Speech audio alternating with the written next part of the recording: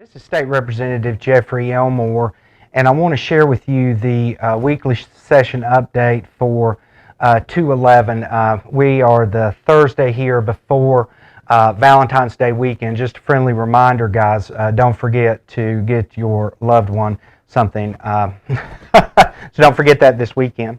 Exciting news from federal court this week. Federal court upheld North Carolina's voter ID requirement. We've had some problems in the court in the past, and we had to make adjustments to what our voter ID law was. The federal court has upheld our law, so even though we continue to get these challenges from the far left groups on voter ID, the court is backing us up. And this was the court that it was presented in front of was a Fourth Circuit panel, and the panel had on it George Bush appointee and even Obama appointees. So I think that we're in a very good place with the lawsuits dealing with voter ID.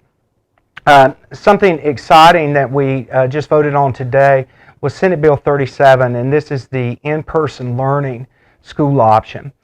We still have about 20 systems across the state that have not opened up for classroom instruction. They are still remote only, and this is not beneficial to kids. I think that we've learned that virtual learning helps with some children. It is a tool, but it is not a fix-all, and our kids need to get back in school. That's what this bill will allow. It's based on the toolkit that's from the governor, gives some more local control dealing with it, and forces Plan C out to where the schools that are virtual only have to go to an in-person instruction model. I think this is critical for lost learning gaps for our students, even for the safety of our students, because abuse reports, for example, are down because the kids are not in school. So I think this is a very powerful bill. We sent the bill back with a little employment change to the bill that would protect our most vulnerable teachers, ones with disabilities, basically. And they reviewed the change and did not concur. So at the first of the week, we'll be able to get a bill to the governor, and hopefully Governor Cooper will sign this as quickly as possible, so the 2-week period will trigger to get those schools converted to in-person instruction. Something else that was exciting that I filed this week with Representative Howard, Representative Sasser, and also the minority leader Robert Reeves, is a bill dealing with education on the Holocaust and genocide. Basically what this bill states is that the Holocaust must be taught in our social studies curriculum, that it's very clear that that subject has to be touched on.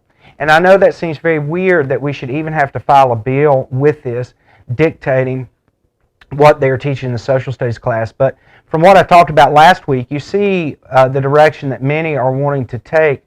The far left are teaching of history. This is a piece of history that no one must ever forget because of the effect on the Jewish population.